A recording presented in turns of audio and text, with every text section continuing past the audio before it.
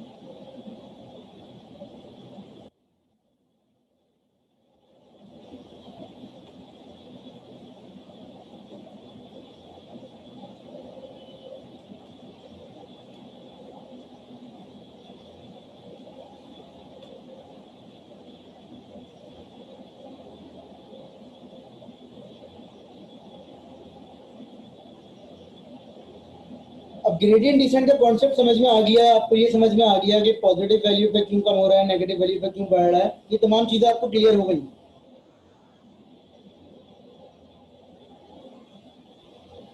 अब उसामा वाली बात का आंसर देखिए, अब होता यह है कि ना मुझे पता है ना आपको पता है कि कॉस्ट फंक्शन की मिनिमम वैल्यू कितनी है। बेटा अटेंडेंस नहीं ले रहा है,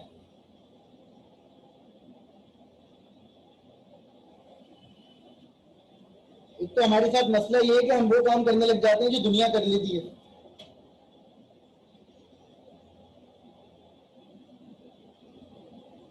बहुत सारे बच्चे क्लास में आते हैं लेट। एक बच्चे ने सलाम कर, मैंने पहले सलाम किया था अस्सलाम वालेकुम, एक बच्चे ने जवाब दिया था वालेकुम अस्सलाम। जो नया आ रहा होता है वालेकुम अस्सलाम कहना शुरू कर देता है, उसमें सलाम सुना भी नहीं होता, बस यही चल रहा होता है क्योंकि उन्हें पता है कि सर ने सलाम तो किया है, वालेकुम अस्सलाम वालेकुम अस्सलाम। बहुत सारी क्लास ज्वाइन करते हैं, दिखते हैं सब यस यस बोल रहे हैं, चलो हम भी यस बोल देते हैं। तो हद हो गई यार, मतलब यार कुछ कोई कैसे कर लेते हैं सब कुछ।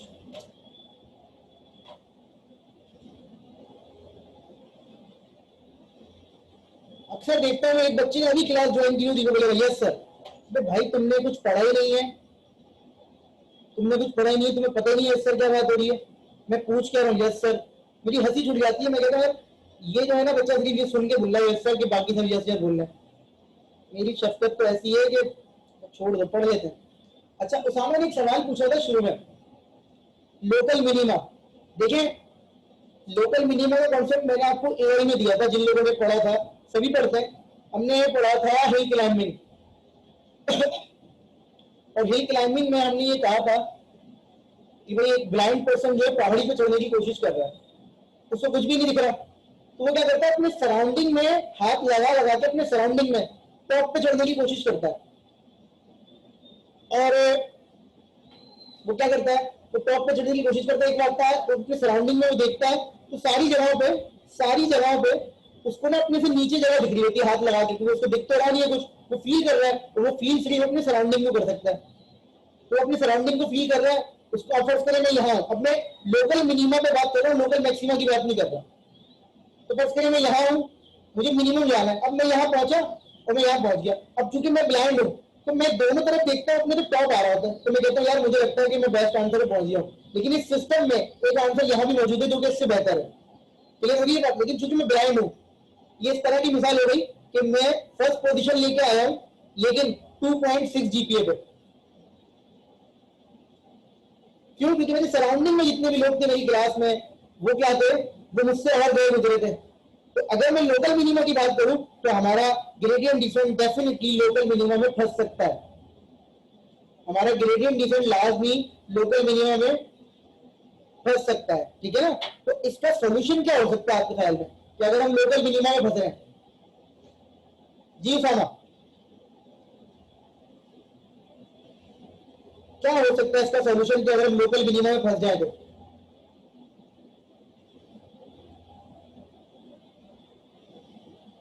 और जवाब जवाब दे दे कि अगर हम लोकल मिनिमा में फंस जाए तो क्या उसका सोल्यूशन हो सकता है। देखें,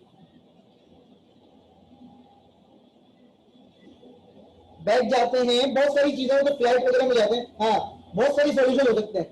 पहले तो मुझे इस सवाल का जवाब ही नहीं मिला ना कि ये मुझे पता कैसे चलेगा कि ये ग्लोबल मिनिमा या लोकल मिनिमा। पहले तो मुझे इस सवाल का जवाब ढूंढना है। अब मैं क्लास की बात करूं, मुझे पता है 4 जीपीए पे आ सकती है पोजीशन। अगर कोई 2.56 बोलेगा मैं बोलूंगा नहीं यार तुम्हारी जीपीए बहुत कम है। लेकिन नहीं, अब मेरी बात सुन लीजिए, लेकिन एक एक सिस्टम में मुझे पता ही नहीं है कि मिनिमम कितना होता है, क्योंकि डेटा सेट के हिसाब से मिनिमम वैल्यू आ रही होती है। अब जबकि मुझे पता ही नहीं है तो मैं उस पर कॉम्प्रोमाइज कर सकता हूँ। लेकिन अगर मुझे लग रहा हो कि नहीं यार मेरे एरर्स बड़े आ रहे हैं, मेरी एक्चुअल वैल्यूज में और पुरानी वैल्यूज में बहुत डिफरेंस आ रहा है, तो फिर मैं क्या करता हूँ, अपने थीटा और थीटा वन को दोबारा कहीं से स्टार्ट करने की कोशिश करता हूँ। एक सोल्यूशन ये भी हो सकता है। अगर मैं आपको कह दूं, अगर मैं आपको गिवन दे दूं कि कॉस्ट फंक्शन की मिनिमम वैल्यू 17 आएगी, अब आपकी आ रही है 33, तो आपको पता चल गया, आप क्या करेंगे, आप बोलेंगे ठीक है सर मैं दोबारा से स्टार्ट करता हूँ। लेकिन आपको तो पता ही नहीं है ना कि मिनिमम वैल्यू कितनी है, आपने तो कॉम्प्रोमाइज करना है, तो आप कॉम्प्रोमाइज करके आगे बढ़ सकते हैं। लेकिन अगर आप ओवरऑल एंडी एंड आखिर में रिजल्ट देखें अच्छे ना आ रहे हो या आपको लग रहा हो कि नहीं यार ये सही नहीं है, तो आप थीटा नॉट थीटा वन को दोबारा से कहीं रैंडम स्टार्ट कर लें। क्लियर हो गई बात मेरी? यही सॉल्यूशन हो सकता है, इसके अलावा कुछ सॉल्यूशन नहीं हो सकता। सिर्फ मुझे और आपको मशीन लर्निंग में एक बात समझ में आ जानी चाहिए, वो ये है कि बेहतर से बेहतर बनाना है। बेहतर से बेहतर क्या होता है उसकी कोई लिमिट नहीं है, उसकी कोई लिमिट नहीं है। अब वो बेहतर से बेहतर जहां आपको बेहतर लगे, आपको बेहतर इसलिए लगेगा कि आप कर रहे हैं, आपको बेहतर इसलिए लगेगा जब आप प्रिडिक्ट करवाएंगे वैल्यूज को तो वो सही आंसर कर रही होंगी। जब वो सही आंसर कर रही होंगी actual values versus estimated values, तो आप मुतमईन हो सकते हैं कि नहीं यार मेरा रिजल्ट अच्छा है। मैंने पहले भी ये कहा था, पहली क्लास में उसामा तो खैर नहीं थे और 2-3 लोग और भी नहीं थे, मैंने पहली क्लास में भी यही कहा था कि टी शर्ट मुझे अपने साइज की पहननी चाहिए, ना मुझे अपने बड़े भाई की पहननी चाहिए वो लूज हो जाएगी, ना मुझे अपने छोटे भाई की पहननी चाहिए वो बहुत फिट हो जाएगी। तो मैं कंफर्टेबल किस में हूं, मैं कंफर्टेबल हूं इन बिटवीन। इन बिटवीन का मतलब क्या है कि ना ज्यादा एरर आए ना एरर बिल्कुल खत्म हो जाए। अगर एरर बिल्कुल खत्म हो जाए तो मैं बिल्कुल भी ना, मैं इसको समझाऊंगा, इन टॉपिक मेरा रेगुलराइजेशन कहलाता है, जब आएगा तो बताऊंगा। अगर एरर बिल्कुल खत्म हो जाए तो एरर अगर खत्म हो गया ना, तो एरर खत्म करने का मतलब यह है कि आपने उस डेटा सेट पे हजम कर लिया सब कुछ। लेकिन जब कोई नई वैल्यू आएगी तो आप फिर जनरलाइज होकर बात नहीं कर सकते। ये इस तरह की मिसाल है कि आप 5 कोर्सेज पढ़ रहे हैं, 5 कोर्सेज में आपने एक कोर्स को इतना पढ़ लिया, इतना पढ़ लिया, इतना पढ़ लिया कि मैं आपसे कुछ भी पूछ रहा हूं, मैं आपसे कुछ भी पूछ रहा हूं आप उसका जवाब दे रहे हैं, लेकिन वो 4 कोर्सेज का क्या कसूर। तो आपने क्या किया, आपने उस कोर्स पर अपने आप को इतना अच्छा फिट कर लिया कि न्यू कोर्सेज के लिए आपके पास जवाब। लेकिन चूंकि आप स्टूडेंट है तो आपकी जिम्मेदारी है 5 को ट्रीट करना, तो आप से कहा जाता है कि आप इन बिटवीन रहे। समझ रहे?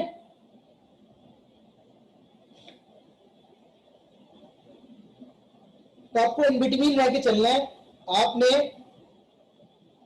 हाँ ओवर फिट नहीं करना, अंडर फिट नहीं करना, आपने फिट करना है, क्योंकि you are after complexity as well as error. तो एरर को भी मैनेज करना है, चीजों को ना मैनेज करते हुए चलना है। वो मैनेज करने का तरीका जिंदगी में भी यही है कि आप ज्यादा ज्यादा कॉम्प्लेक्स भी नहीं हो और ज्यादा रिलैक्स भी ना हो, इन बिटवीन रहेंगे तो हर चीज क्या है, हर चीज में कामयाबी मिल जाएगी। ये देखें, ये देख रहे हैं, हम चाहे तो अल्फा को फिक्स कर दें, हम लोकल मिनिमम को कन्वर्ट करेंगे ही करेंगे। आप देखें ना, देखिए जब आप स्लोप को कम कर रहे हैं, एक स्लोप ये है, अगर मैं यहाँ टेंजेंट ड्रॉ करूं, एक स्लोप ये है बेटा, ये लाइन अगर मैं स्ट्रेट ले लूं तो एक स्लोप ये है, फिर इसका स्लोप ये आएगा, फिर इसका स्लोप ये आएगा, फिर इसका स्लोप ये आ जाएगा। देखिए स्लोप भी कम हो रहा है, स्लोप कम हो रहा है, इस जगह पे कम हो रहा है, तो जब अल्फा का मल्टीप्लाई होगा और कम हो जाएगा, तो वो स्मॉलर स्टेप ऑटोमेटिकली लेगा। ऐसा नहीं है कि स्टेप एक साइज के होंगे। देखें सबसे पहले पर्पल वाली वैल्यू, फिर ग्रीन वाली वैल्यू, तो देखें इतना डिफरेंस था पहले वाले में अपडेट होने में, कि दूसरे वाले में और कम डिफरेंस हो गया, तो ऑटोमेटिकली अल्फा ना उसको हैंडल कर रहा है, ऑटोमेटिकली अल्फा हैंडल कर रहा है। तो अल्फा को आपने रन टाइम पे चेंज नहीं करना है, एक दफा फिक्स कर देना है। हाँ अगर एक कैलकुलेशन होगी रिजल्ट नहीं आ रहा तो दोबारा से कैलकुलेशन शुरू जब करेंगे तो अल्फा को आप थोड़ा बहुत कम ज्यादा कर सकते हैं। आई बिलीव कि ये बात सबकी समझ में आ गई होगी। ये आखिरी स्लाइड जो है बड़ी क्लासिक है, और पहले मैं आपको बता दूं कि ये चीज जो लिखी हुई है आपकी स्क्रीन पर, ये देखिएगा, ये जो चीज आपकी स्क्रीन पे लेफ्ट साइड पे लिखी हुई है, ये वो तरीका है कि जिसके जरिए आपने क्या करना है, जिसके जरिए आपने थीटा नॉट थीटा वन को अपडेट करना है। तो आई बिलीव कि मैंने जो लास्ट क्लास में पार्शियल डेरिवेटिव की एग्जांपल समझाई थी, ये वही है।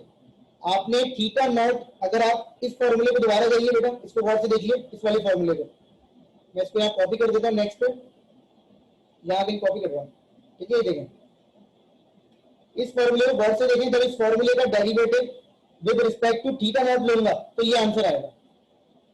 सिर्फ इस जगह पे बात कर रहा हूं मैं, make it, please make it clear, मैं डेरिवेटिव सिर्फ कॉस फंक्शन का ले रहा हूं, बाकी किसी चीज का कोई डेरिवेटिव नहीं है। इसका मतलब यहां तक तमाम मामला सेम है, यहां तक तमाम मामला सेम है। जब मैं थीटा नॉट थीटा वन का फॉर्मूला ओपन करके लिखूंगा तो ओपन करके फॉर्मूला आप में से कोई बता सकता है क्या था? आप बता सकते हैं। इनफैक्ट मैं पीछे से ऐड पे जाऊं तो हम सभी वहीं से कॉपी कर लेते हैं। ये देखें,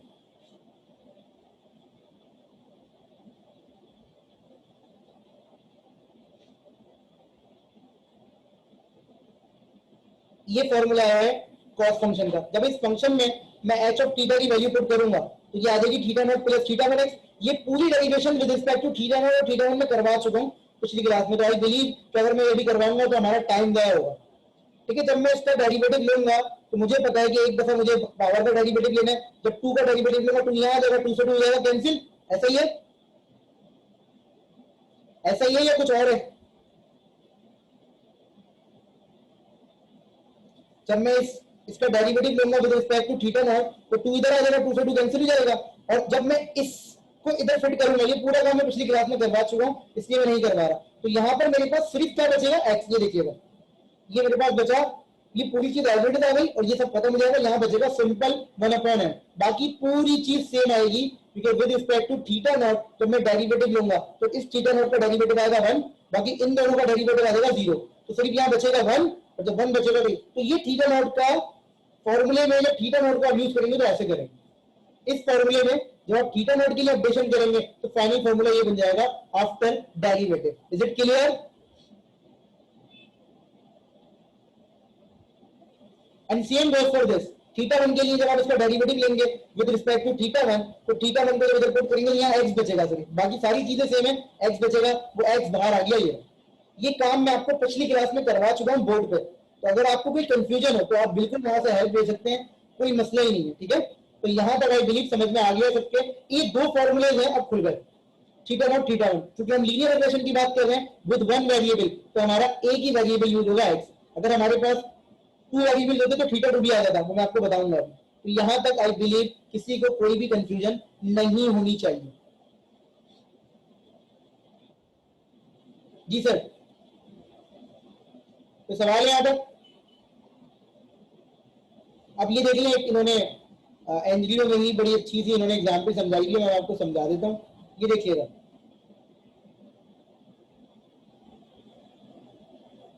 ये देखिए, तो हमने करी है बात। ये देखें, असल में ना ये इस तरह से बिहेवियर है कि आपको ना नीचे की तरफ जाना है। ये देखें, अब ये जो है ना ग्राफ, इसको इन्होंने कॉन्टोर प्लॉट कहलाता है। क्या कहलाता है? Contour plot, CONTOUR plot, contour plot. ये राइट साइड वाला, इसमें थीटा नॉट रिप्रेजेंट कर, एक्स एक्सिस रिप्रेजेंट कर रहा है थीटा नॉट को, वाई एक्सिस रिप्रेजेंट कर रहा है थीटा वन को। और ये जो डेप्थ है, ये जो सर्किल बने हुए हैं, ये इस तरफ जाऊंगा तो मिनिमम होती रहेगी वैल्यू। थीटा नॉट क्या है? एक्स एक्सिस, वाई एक्सिस क्या है? थीटा वन, और ये जो सेंटर है इसका, ये जेड एक्सिस की मिनिमम वैल्यू है। तो इन्होंने टू डायमेंशनल में थ्री डायमेंशनल को शो किया हुआ, मतलब इस चीज को इन्होंने, हाँ ये देखें, इन्होंने इस चीज को ऐसे रिप्रेजेंट किया हुआ। ये जो डेप्थ है ना, डेप्थ, ये बेसिकली ये है। Is it clear?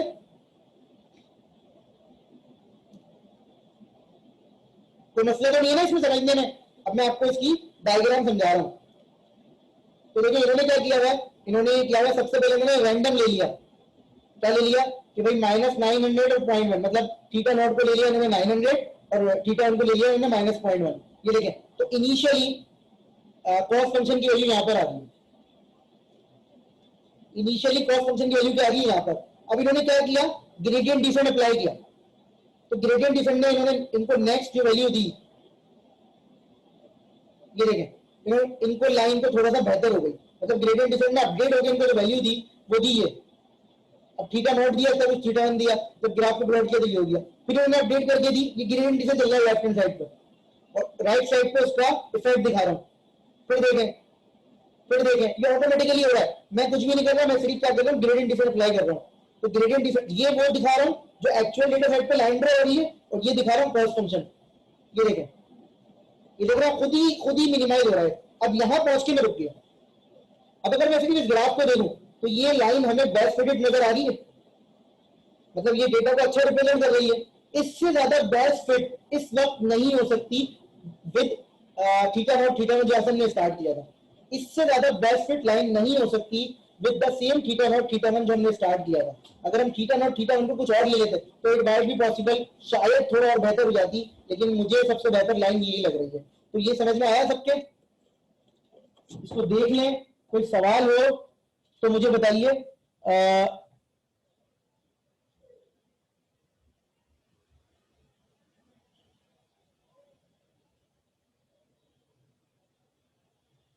कोई भी सवाल हो तो बताइए।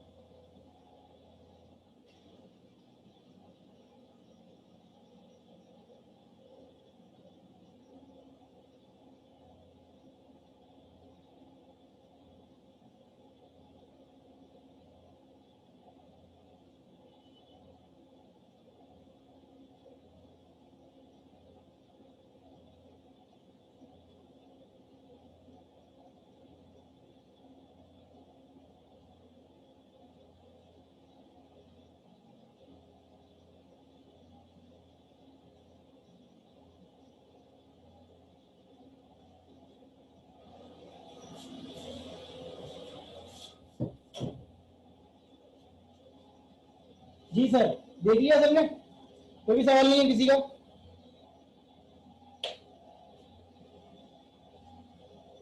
कोई क्वेश्चन तो नहीं है किसी का बेटा? ठीक है।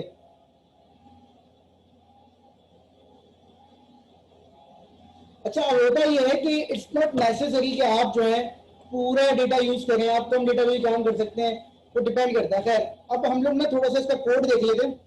और ये पाइथन तो सभी यूज कर रहे हैं, तो कुछ पाइथन की लाइब्रेरीज है जो शायद हमारे काम आ सकती है। नमपाई, साईफाई, मैटप्लॉट, पांडास, ठीक है। तो मैं जरा एक कोड कर लेता हूँ, कोशिश कर लेता हूँ करने की, आप लोगों के साथ सीख लेता हूँ मैं भी। तो मैंने जुपिटर पे कर लेते हैं, ठीक है।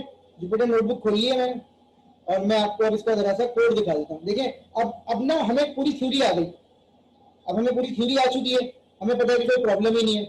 तो मैं पहले एक डेटा सेट दिखाता हूँ आपको जो मैं इसमें यूज करूंगा। वो डेटा सेट जो है मैंने नेट पे से ही पिक किया है, जाहिर सी बात है। ताकि आपको थोड़े से ना और कॉन्सेप्ट क्लियर हो जाए। तो पहले डेटा सेट देख लेते हैं। ये एक एक्सेल की फाइल आपको शो हो रही होगी, हो रही है?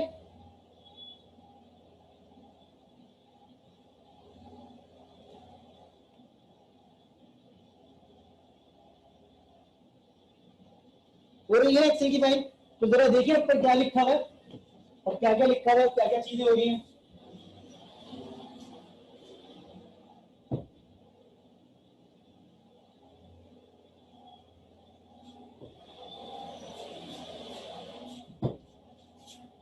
ये एक डेटा सेट है व्हीकल से रिलेटेड ना, कि इसमें मॉडल एयर भी है, मैं सब चीजें आपको दिखा सकूं, तो हमें पूरा डेटा सेट नहीं चाहिए।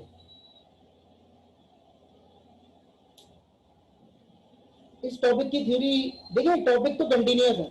अभी इसके बाद जो बेटा मैं आपको बताऊंगा कि अगर आपने मॉडल को बहुत ज्यादा फिट कर दिया तो क्या होगा, अगर आपने मॉडल को बहुत ज्यादा फिट कर दिया तो क्या होगा, अगर आपने इस मॉडल में थीटा नॉट थीटा वन को, तो फिर मैंने बता दिया कि किस तरीके से हम एडजस्ट कर सकते हैं। तकरीबन ये टॉपिक ऑलमोस्ट खत्म हो गया।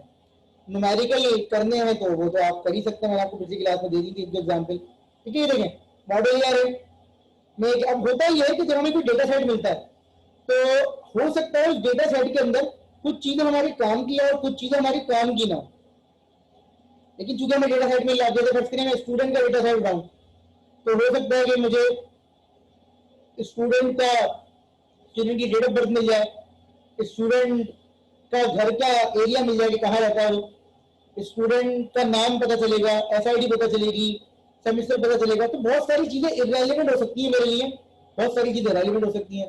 तो यहाँ पर इन्होंने सारी चीजें दी हैं कि भाई अब ये जो CO2 एमिशन है कि कार्बन डाइऑक्साइड कितनी एमिट होती है, ये इन्होंने बताया है। हमने क्या करना है, हम देखते हैं कि भाई हम चूंकि सिंगल वेरिएबल पढ़ रहे हैं, ठीक है, सिंगल वेरिएबल पढ़ रहे हैं, तो कंजम्पशन फ्यूल फ्यूल हम लोग ना इंजन साइज के हिसाब से CO2 एमिशन को प्रेडिक्ट करते हैं। मतलब हमने डिपेंडेंट वेरिएबल कौन सा लेना है वो तो हम कर देंगे बेटा, मैं आपको सिर्फ डेटा सेट दिखा रहा हूं। हमें इंजन साइज के हिसाब से कार्बन डाइऑक्साइड एमिशन को क्या करना है, प्रेडिक्ट करना है। ठीक है बात, इंजन साइज के हिसाब से सही है। चूंकि मैं वन वेरिएबल पढ़ रहा हूं, इट माइट बी पॉसिबल कि मैं जब टू वेरिएबल देखूं तो मैं इसको भी कंसीडर कर लूं, इसको भी कंसीडर कर लूं, इसको भी कंसीडर, लेकिन मैं सिंगल वेरिएबल पढ़ रहा हूं, तो this is my X and this is my Y. Is it clear? तो ये वो चीज है जो कि हमारा आंसर है, जिसे हम वाई कहते हैं। ठीक है, और ये वो तमाम चीजें हैं जिन पर हमारा आंसर डिपेंड कर सकता है। अब फर्स्ट कर ले मैं आपसे कहूं, फर्स्ट कर ले मैं आपसे कहूं कि फ्यूल टाइप के हिसाब से आपने प्रेडिक्ट करवाना है, तो आप बोलेंगे सर ज्यादा तो जेड है, तो डेटा आपका ऐसा होना चाहिए वेग। तो हमने इंजन साइज के हिसाब से प्रेडिक्ट करवा रहे हैं CO2 एमिशन को। Is it clear now? कोई सवाल तो नहीं है इसमें?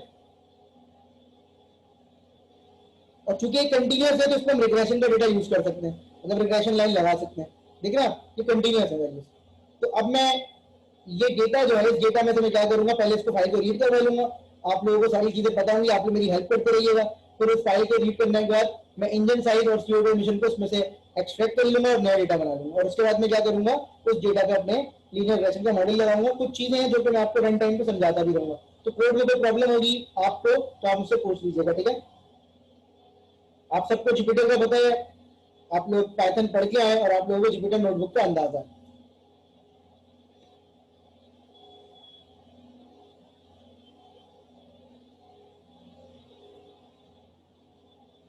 मैं सबसे पहले मैं सबसे पहले चला जाता हूं।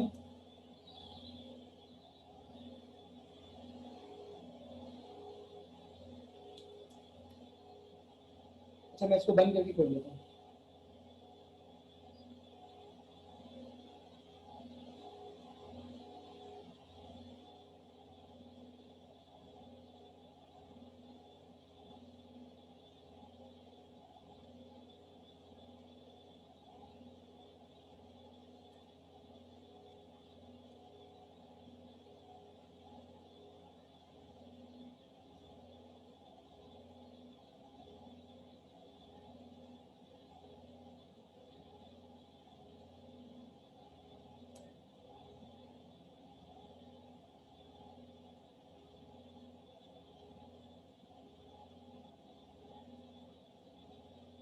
नहीं है जुपिटर का अंदाजा?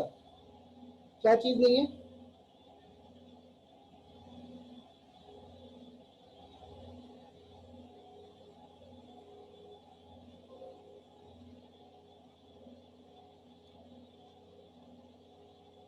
वो आसान है यार, थोड़ा सा टाइम निकाल के सीख लें।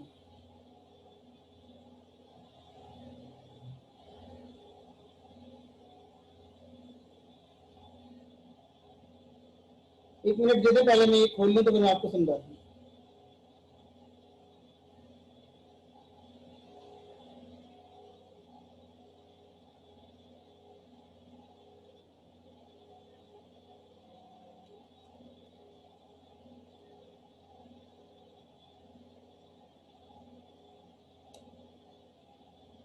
तुम्हें आ गई?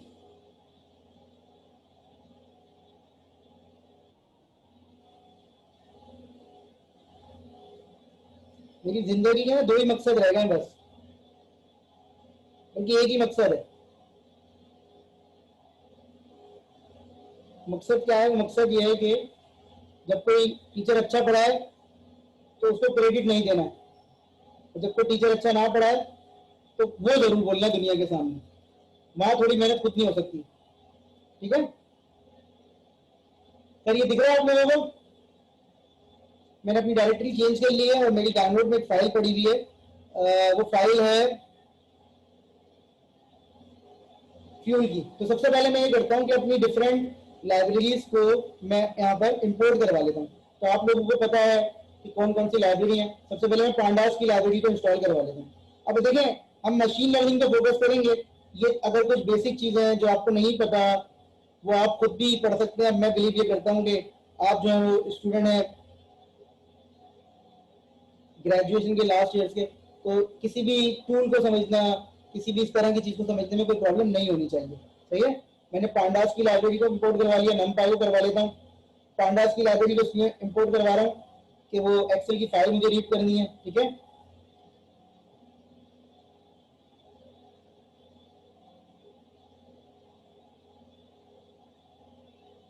मैं इस पर बात करूंगा नहीं।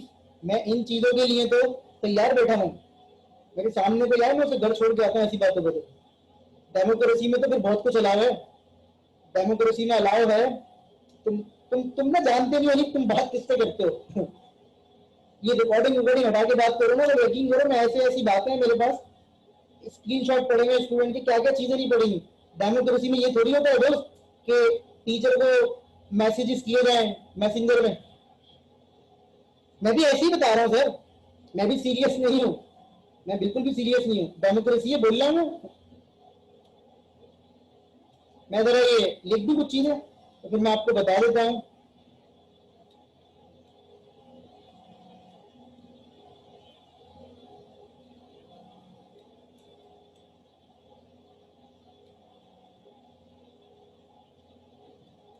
डेमोक्रेसी में सर के पास मैसेजेस आ रहे हैं, ऐसे थोड़ी होता है। पता नहीं कौन कौन।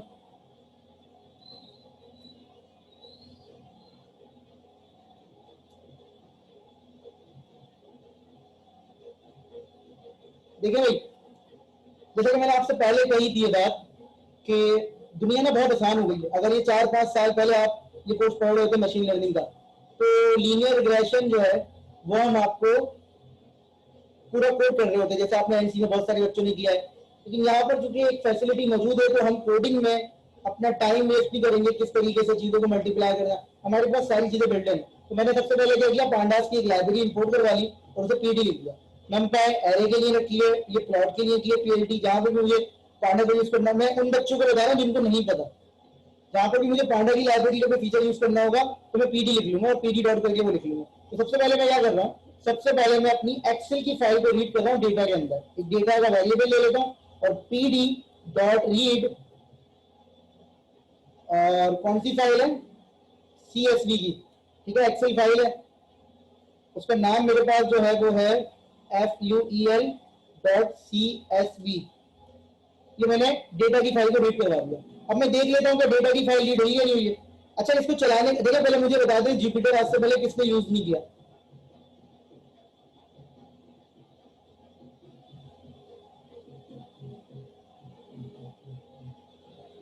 कोई इतना मुश्किल नहीं है, मैं बताऊं, मैंने भी यूज नहीं किया था। बेटा आपको जो आता है वो थोड़ी यूज करूंगा, जो सबके लिए कंफर्टेबल होगा वो आसान है। ये देख लिया, मैं बता रहा हूँ आपको, कुछ भी नहीं है। आपने एक सॉफ्टवेयर डाउनलोड करना है एनाकोंडा का, एनाकोंडा, और उस पर जाके आपने लिख देना है। जब वो डाउनलोड हो जाए उसका प्रॉम्प्ट खोलिएगा, उस पर लिखना है जुपिटर नोटबुक, तो आपकी लोकल होस्ट करके इस तरह से खुल जाएगा आपके ब्राउजर के अंदर। ये ना सबसे आसान लग रहा है मुझे, बाकी जो आप बताना है स्पाइडर हो गया बेटा वो कोई मसला नहीं है, मुझे ये करने में कोलैब मुझे लगता है थोड़ा स्लो चलता है। क्यों आवाज कट रही है? अब तो नहीं कट रही आवाज यार, पाए चाम सब बेस्ट है, ठीक है सब बेस्ट है यार, मुझे मशवरे नहीं दे, मैं जो यूज कर रहा हूँ वो कर रहा हूँ।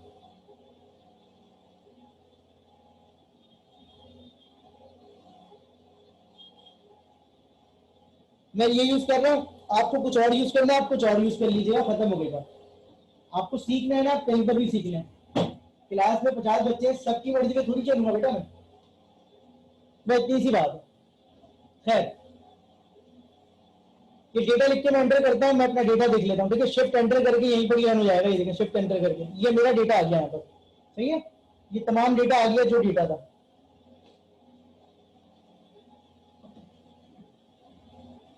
क्लियर? इसमें टोटल 1067 रॉज है और 13 कॉलम में हमारे काम का कॉलम कौन सा है? इंजन साइज का और CO2 एमिशन का। अब मैं ये करता हूं, पहले मैं आपको दिखा देता हूं कि इस डेटा में है क्या, तो सब नहीं दिखा रहा, मैं आपको शुरू की 5 ये देखें।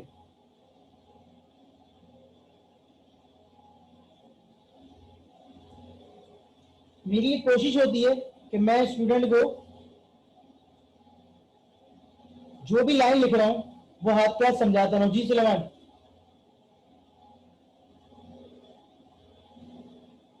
कहिए।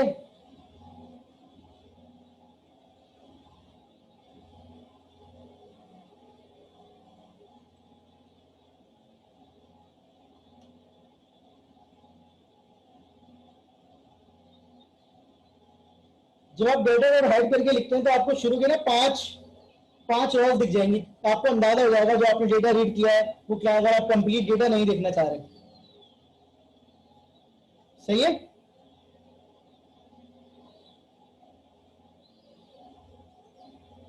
अब हम ये चाहते हैं कि हम इस डेटा में से सारे कॉलम यूज ना करें, कुछ कॉलम यूज करें, यही चाहते हैं ना, तो हम डेटा को अपडेट कर देते हैं।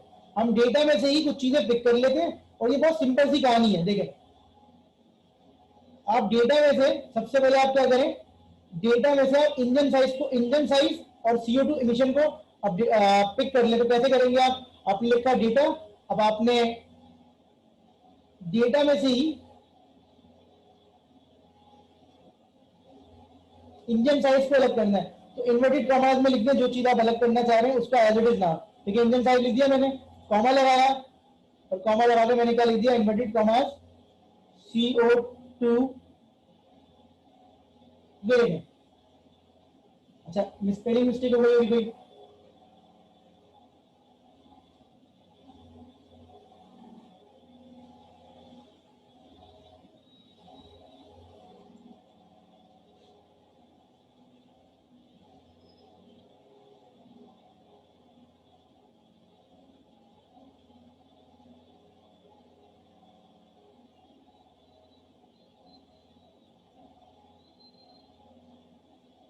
जी जी, थैंक यू। ठीक है, तो अब डेटा को मैंने अपडेट कर लिया।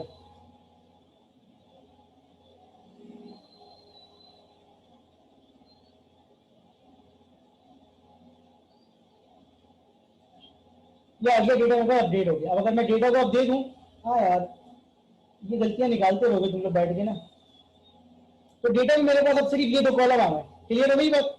तो यहाँ पर अगर किसी को कोई प्रॉब्लम है समझ लिया, क्योंकि पहली दफा हम डेटा को रीड कर रहे हैं और पहली दफा किसी फीचर को निकालना है और किसी एट्रीब्यूट को निकालना है। तो देखिए सिंपल सा तरीका क्या, आपने डेटा को रीड कैसे करवाया?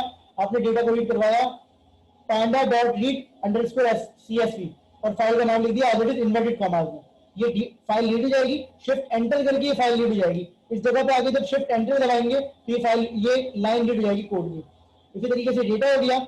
इसी तरीके से आप यहाँ पर आए और आपने डेटा को अपडेट कर दिया, सिर्फ इन दो कॉलम को पिक कर लिया और डेटा लिख के एंटर किया, शिफ्ट दबा के एंटर, तो आपका ये दो कॉलम आ गया। Is it clear now? कोई सवाल तो नहीं है यहाँ तक? अब इसको प्लॉट करके देख लेते हैं कि भाई इसको प्लॉट करने का तरीका क्या है। हमने प्लॉट की जो लाइब्रेरी थी PLT के जरिए की थी, तो प्लॉट डॉट स्कैटर का जो है ना एक फंक्शन है, प्लॉट डॉट स्कैटर का ये फंक्शन यही कहता है कि मुझे आप एक्स एक्सिस बता दें और मुझे वाई एक्सिस बता दें, मैं प्लॉट कर दूंगा स्कैटर करके। लाइन की जरूरत में नहीं, स्कैटर मतलब हर पॉइंट अलग अलग दिखाऊंगा। एक होता है लाइन वाला ग्राफ, वो नहीं बनाएगा, ये कहता है स्कैटर करके कि हर पॉइंट को मैं अलग अलग दिखाऊंगा। सिर्फ ये हमारी और आपकी आसानी के लिए हम इस डेटा को शो कर रहे हैं। डेटा अब मुझे एक्स एक्सिस पे क्या लिखना है, इंजन साइज, तो मैंने लिखा एक्स एक्सिस पे मैंने लिखा engine size, again inverted commas में ही लिखना है। और वाई एक्सिस पे मुझे क्या चाहिए, वाई एक्सिस पे मुझे चाहिए डेटा का ही CO2 एमिशन। तो मैंने लिख दिया ये इन्वर्टेड कॉमास CO2, और मैं ये चाहता हूं कि ये किसी कलर से प्लॉट हो जाए। तो कलर के लिए भी इन्होंने पैरामीटर दिया हुआ है, उसको हम यूज कर लेते हैं। कलर को हम ले लेते हैं ब्लू, ब्लू ले लेते हैं, तो और ब्लू ले लेते हैं, ठीक है। तो COLOR लिखिए। इसके लिखने का तरीका भी सिंपल यही है कि colour is equal to inverted commas और उस कलर का नाम। ये देखें, ये आपके पास ग्राफ आ गया, ये आपका डेटा है। अब देखिए क्लियरली दिख रहा है कि ये डेटा जिस बिहेवियर को रिप्रेजेंट कर रहा है वो लीनियर लाइन हो सकती है। यहां मैं थोड़ा रुकता हूं, और आपसे एक सवाल पूछता हूं, क्या इस ग्राफ को मैं लीनियर लाइन से रिप्रेजेंट कर सकता हूं या कर्व से रिप्रेजेंट कर सकता हूं? इसका बिहेवियर आपको नहीं दिख रहा कि एक्स एक्सिस से वाई की तरफ एक ग्रेजुअली एक सेम स्पीड से बढ़ रहा है? इसका बिहेवियर आप देख रहे हैं, इसका बिहेवियर मुझे बता रहा है। देखो मैं मशीन लर्निंग में डेटा साइंटिस्ट हूं, मैं मशीन लर्निंग का एक्सपर्ट हूं, मुझे ये देख के पता चल रहा है कि डेटा का बिहेवियर क्या है। अब अगर इस डेटा पे मैं लीनियर रिग्रेशन ना लगाऊं तो मेरी गलती है, समझ रहे हैं? अगर इस डेटा पे मैं लीनियर रिग्रेशन ना लगाऊं तो ये मेरी गलती है, आपकी नहीं है। आपने मुझे इतना अच्छा डेटा दिया है कि जो कि लीनियर लाइन से रिप्रेजेंट हो सकता है, मैं इसमें जबरदस्ती second order third order non linear लगाऊं तो ये मैं गलत काम कर रहा हूं। क्लियर हो रही है बात? अच्छा, विजुअलाइजेशन इसलिए इंपॉर्टेंट है, जब आप डेटा साइंस का कोर्स पढ़ते हैं तो उसमें आपको ये तमाम चीजें बताई जाती हैं कि डेटा को साफ कैसे करते हैं, क्लीन कैसे करते हैं, डेटा में से फालतू चीजें कैसे निकालते हैं, रिडंडेंसी कैसे निकालते हैं, आउटलायर्स कैसे निकालते हैं, ये तमाम चीजें आप वहां पढ़ते हैं। मैं जिस जगह पे खड़ा हूं मशीन लर्निंग में, इस वक्त मुझे एक अच्छा डेटा मिलना चाहिए। अगर मेरा डेटा अच्छा नहीं है तो मुझे डेटा साइंटिस्ट देगा बना के। हाँ हाँ सही है। तो यहाँ पे किसी की कोई प्रॉब्लम तो नहीं है यहाँ पे किसी को? अच्छा, मैं इस पे लेबल वेबल भी लगा सकता हूँ। एक बात तो देखो, ये तो हम आप और मैं जिसे कहते हैं शश के, तो ये तो वो है, वो आपको पता है कि चीजें सीख लेते हैं आप लोग। तो एक्स लेबल है, वाई लेबल है, plot dot x label, x पे लेबल पे लगा दो आपके एक्स लेबल क्या है, इंजन साइज, ताकि हमें थोड़ा सा प्रॉब्लम ना हो।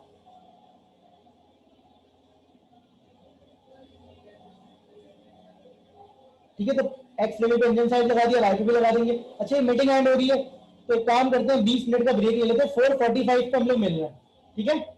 4:45 पे मिल रहे हैं, यहीं से कंटिन्यू करूंगा। 4:45